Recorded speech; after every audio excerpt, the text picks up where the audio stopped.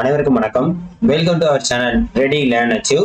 RLA அகாடமிக்கு தங்களை அன்புடன் இருக்கிறேன். ஒரு முக்கியமான பிரேக்கிங் நியூஸ் தான். என்ன அப்படின்னு பாத்தீங்கன்னா, இந்த நகராட்சி மற்றும் குடிநீர் வழங்கல் துறைக்கு உண்டான ஒரு இத்தனை அறிவுரைகள், இத்தனை விதிமுறைகளை கொடுத்து வச்சிருக்காங்க. ஸோ அது என்னென்ன அப்படின்றத பார்க்க போறோம். ஏன்னா இன்டர்வியூக்கு அப்கமிங்ல உங்களுக்கு வரப்போகுது அப்படின்றது தெரிஞ்சிருச்சு.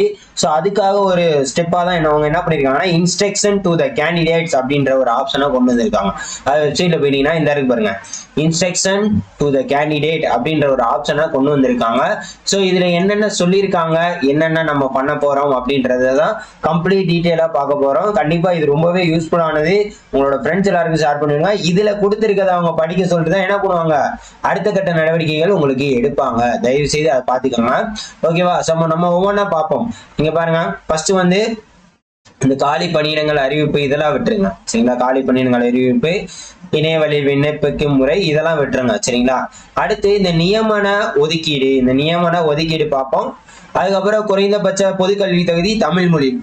ஸோ இதைத்தான் நம்ம ஒவ்வொன்றா பார்ப்போம். இம்பார்ட்டன்ட் ஆனதை மட்டும் தான் பார்க்க போறோம். இதோட பிடிஎஃப் நான் டிஸ்கிரிப்ஷனே கொடுக்குறேன். தயவு செய்து போய் பாருங்க. நம்மளோட டெலகிராம் சேனல்லையும் நான் அப்லோட் பண்ணிடுறேன். சரிங்களா? இது வந்து இப்பதான் கொடுத்துருக்காங்க. ஸோ என்னென்ன மாதிரிலாம் ப்ரொசீஜர் கொண்டு போக போறாங்க பாருங்க. சான்றிதழ் சரிபார்ப்பு, அதுக்கப்புறம் பாத்தீங்கன்னா இங்க பாருங்க, செலக்ஷன் ப்ரொசீஜர் எப்படி, கவுன்சிலிங் எப்படி நடக்கும். ஸோ இந்த மாதிரி எல்லா விதமான ஒரு கேள்விகளுக்கும் பதில் அவங்க சொல்ல போறாங்க. சரிங்களா? ஒரே நிமிஷம்.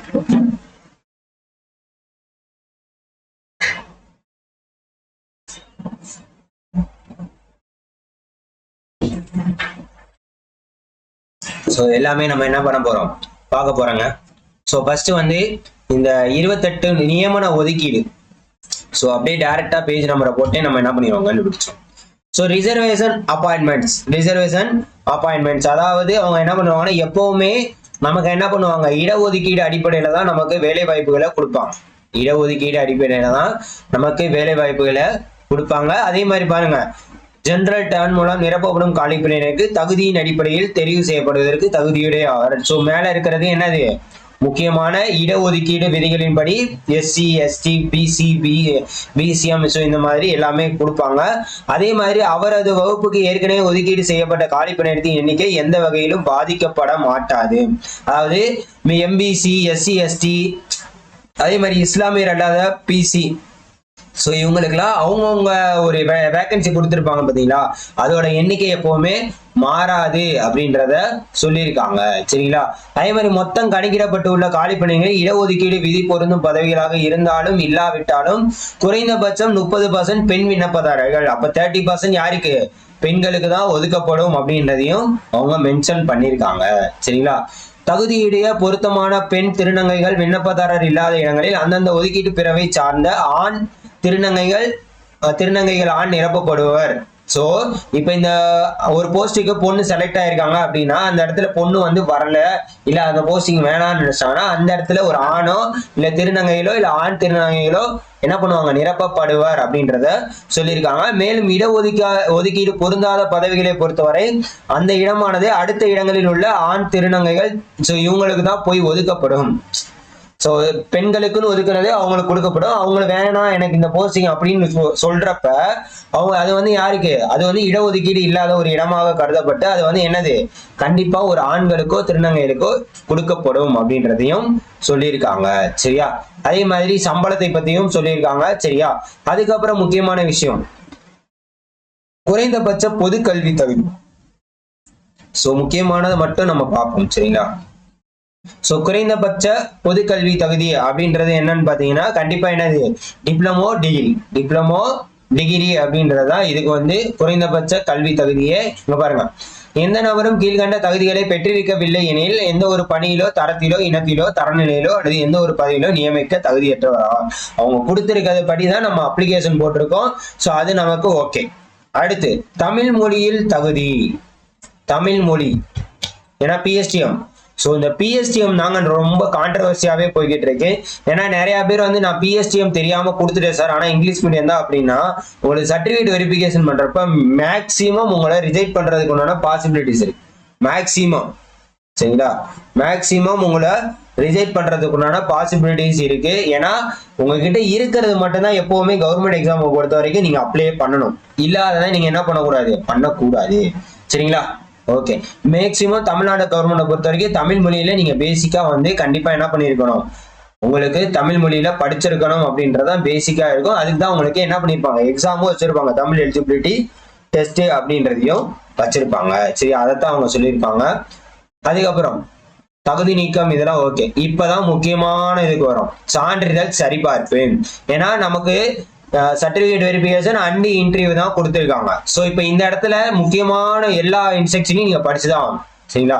இங்க பாருங்க, இணையவழி விண்ணப்பத்துடன் தேவையான சான்றிதழ்களை பதிவேற்றம் செய்யும்படி அறிவிக்கைகளில் தெரிவிக்கப்பட்டிருப்பது தொடர்பான அறிவுறுத்தல்களுக்கு விண்ணப்பதாரருக்கான அறிவுரைகளை பார்க்கவும்.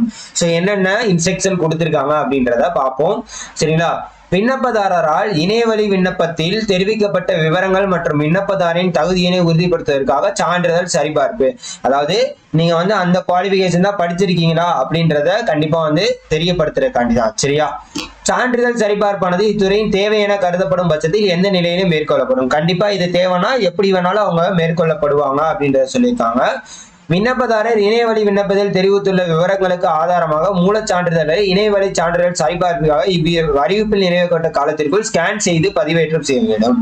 அதாவது என்ன சொல்றாங்க அப்படின்னு பாத்தீங்கன்னா, உங்களுக்கு நார்மலா இப்ப இன்டர்வியூக்கெல்லாம் கூப்பிடுறாங்க அப்படின்னு வச்சதுக்கு அப்போ வந்து உங்களுக்கு ஓரல் டெஸ்ட்டுக்கு டேட் விடுவாங்கல்ல, ஸோ அதுக்குள்ள நீங்க என்ன பண்ணணும் அப்படின்னு பாத்தீங்கன்னா, ஸ்கேன் பண்ணி டாக்குமெண்ட் வந்து கண்டிப்பா அப்லோட் பண்ணணும் அப்படின்றத சொல்லியிருக்காங்க. விண்ணப்பதாரின் விண்ணப்பம் உரிய நடைமுறைகளுக்கு பின்னர் நிராகரிக்கப்படும். அதாவது அவங்க சொன்ன ரூல்ஸ் எல்லாம் ஃபாலோ பண்ணனா ரிஜெக்ட் பண்ணிடுவாங்க அப்படின்றத சொல்லியிருக்காங்க. அதே மாதிரி 200 DPI ஒளிச்செறிவில் எடுக்கணும், 300 KB முதல் 500 KBல தான் PDF இருக்கணும் அப்படின்றத சொல்லியிருக்காங்க. இதை வந்து இ சேவை மையம் மூலமா என்ன பண்ணலாம், அப்டேட் பண்ணலாம்னு சொல்லியிருக்காங்க. இவ்வாறு பதிவேற்றம் செய்யப்பட்ட அனைத்து மூலச்சான்றுகளும் நேரடி சான்றிதழ் சரிபார்ப்பிற்கு விண்ணப்பதாரர் அழைக்கப்படும் போதோ இத்துறை கேட்கும் போதோ விண்ணப்பதாரால் சமர்ப்பிக்கப்பட வேண்டும். அவங்க கேட்கிறப்பையோ இல்லாட்டி சரிபார்ப்புக்கு வரப்பையோ அவங்க என்ன பண்ணணும், அந்த சர்டிபிகேட்லாம் கொண்டு வரணும். என்னென்ன நோட்டிபிகேஷன்ல இப்ப SSLC 12th அதுக்கப்புறம் டிகிரி, ஸோ இந்த மாதிரி என்னென்ன சர்டிபிகேட் அப்லோட் பண்ணீங்களோ அதுக்கெல்லாம் கொண்டு வரணும் அப்படின்றத சொல்லியிருக்காங்க. இணையவழி விண்ணப்பத்தில் சிறப்பு இனங்களை கோரியுள்ள விண்ணப்பதாரர் அதற்கான ஆதார ஆவணங்களை, அதாவது சர்டிபிகேட் சிறப்பு எக்ஸ்பீரியன்ஸ் இருக்கு எனக்கு கம்யூனிட்டிஸும் இந்த மாதிரி காட்டுறப்ப அதுக்கு உண்டான சர்டிபிகேட் கொண்டு வரணும். இணையவழி விண்ணப்பத்தில் குறிப்பிடப்படாத தகவலுக்கு ஆதரவாக பதிவேற்றம் செய்யப்படும் சமர்ப்பிக்கப்படும் ஆவணங்கள் கருத்தில் கொள்ளப்பட மாட்டாது, பரிசீலிக்கப்பட. இப்ப நீங்க வந்து இந்த இடத்துல PSTM வந்து நான் தமிழ் மீடியம் வந்து வாங்கல சார், இங்கிலீஷ் மீடியம் அப்லோட் பண்ணியிருக்கேன், அதே மாதிரி தப்பா அப்லோட் பண்ணியிருக்கேன், நிறைய பேர் இந்த மாதிரிலாம் சொல்லியிருப்பீங்க. அப்போ வந்து அதை வந்து கணக்குல எடுத்துக்கப்பட மாட்டாங்க அப்படின்றத அவங்க சொல்லியிருக்காங்க. சரியா?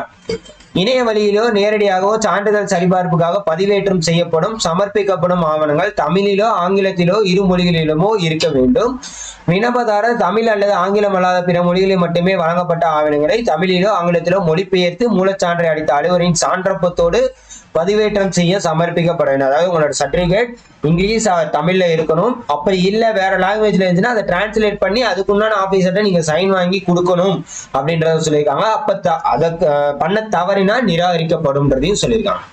அடுத்து இணையவழி விண்ணப்பத்தில் விண்ணப்பதாரரால் அளிக்கப்பட்ட தகவல்களை சரிபார்த்தல். இப்ப வந்து கொடுத்திருக்கிறது கரெக்டா தான் இருக்கா அப்படின்றது நீங்க நோட்டிபிகேஷன்ல அப்ளை பண்ணிப்பீங்கன்னா அதெல்லாம் கரெக்டா இருக்கான்னு வெரிஃபிகேஷன் டீடைல் செக் பண்ணுவாங்க. அதே மாதிரி ஜாதி வாரியான இடஒதுக்கீடு, ஸோ கம்யூனிவல் ரிசர்வேஷன் கேட்டகரி, ஸோ இது வந்து தனியா இருக்கு. சரிங்களா? இதுக்கு நம்ம முன்னாடியே பார்த்தாச்சு, இது நம்ம பார்த்துக்கலாம். அடுத்த விஷயம், ஸோ அடுத்து என்னன்னு பார்த்தீங்கன்னா இந்த செலெக்ஷன் ப்ரொசீஜர் என்ன, அதான் முக்கியம். செலெக்ஷன் ப்ரொசீஜர் கவுன்சிலிங் எப்படி நடக்கும் அப்படின்றத தான் நம்ம முக்கியமா பார்க்கணும். சரியா? இந்த இருக்கு பாருங்க, செலெக்ஷன் ப்ரொசீஜர். தெரிவு பட்டியல் இணையதளத்தில் வெளியிடல், அதாவது செலெக்ஷன் லிஸ்ட் இப்ப விட்டுருக்காங்க பாத்தீங்களா, லிஸ்ட் 1 அப்படின்றது என்ன பண்ணிருக்காங்க, இந்த விட்டுருக்காங்கல்ல. So click the view list for provisionally selected candidates. So இந்த லிஸ்ட்டை பொறுத்து தான் என்னது, முழுமையாக நிறைவடைந்த பின்னர் இறுதி செய்யப்பட்ட தெரிவு பட்டியல் இத்துறையின் இணையதளத்தில் வெளியிடப்படும். அதாவது TNMAWS அந்த வெப்சைட்ல அப்டேட் பண்ணுவோம் அப்படின்றத சொல்லியிருக்காங்க. இப்ப கவுன்சிலிங் கலந்தாய்வுக்கு அழைக்கப்படும் பதிவெண் வரிசையிலான விண்ணப்பதாரர் பட்டியல் நகராட்சி நிர்வாகம் மற்றும் குடிநீர் வழங்கல் துறையின் இணையதளத்தில் வெளியிடப்படும். சோ அப்ப எந்த வெப்சைட், இதுலதான் வெளியிடப்படும்.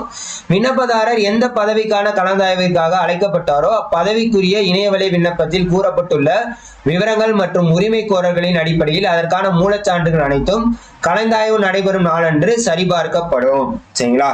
சோ இப்ப நீங்க வந்து டாக்குமெண்ட்லாம் அப்டேட் பண்ணிட்டீங்கல்ல, ஸோ அந்த கலந்தாய்வு நடைபெறும் நாளன்று சரிபார்க்கப்படும் அப்படின்றது சொல்லியிருக்காங்க.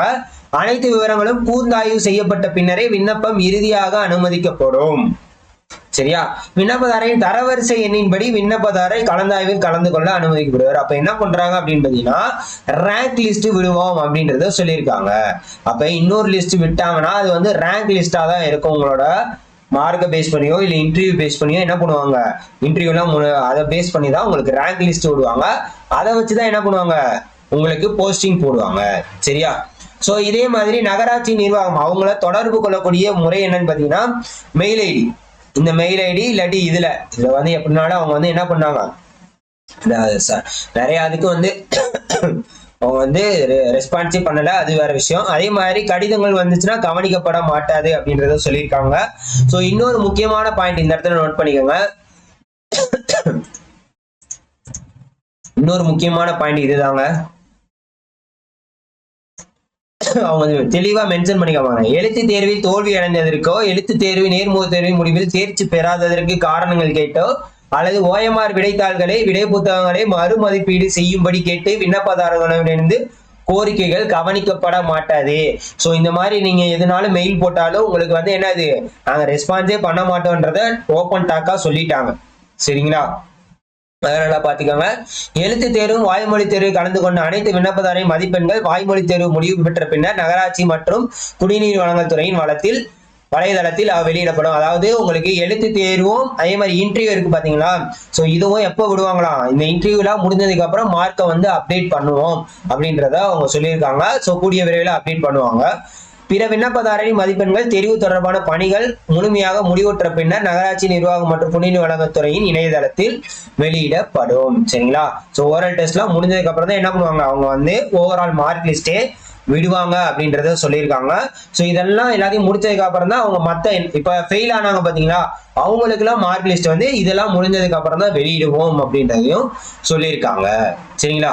அதே மாதிரி இங்கு குறிப்பிடப்பட்ட அறிவுரைகள் யாவும் பொதுவானவை. குறிப்பிடப்பட்ட தேர்வுக்கான அறிவுரைகள் நுழைவுச்சீட்டு வினா தொகுப்பு தேர்வு கூடத்தில் வழங்கப்படும். சோ இதெல்லாம் வந்து மற்ற எக்ஸாமுக்கு நடந்த முன்னாடி. சரிங்களா? சோ இதுதான் ஓவராலா. சோ இன்டர்வியூக்கு எல்லாருமே கேட்டுட்டு இருக்கீங்க, இந்த ஓரல் லிஸ்ட் டேட் விடட்டும், நம்ம இன்டர்வியூக்கான ஒரு காமனான ஒரு செஷன் மாதிரி கண்டிப்பா வந்து என்ன பண்ணிடுவோம், கொடுத்துருவோம். கண்டிப்பா என்ன பண்ணுங்க, நம்ம சேனலுக்கு இதே மாதிரி அப்டேட் நிறைய தெரியும்னா கண்டிப்பா என்ன பண்ணுங்க, சப்போர்ட் பண்ணி உங்க ஃப்ரெண்ட்ஸ் எல்லாருக்குமே ஷேர் பண்ணி விடுங்க. Thank you so much. ஸோ வேற எதுவும் டவுட்ஸ்னாலும் கீழே கால் பண்ணுங்க.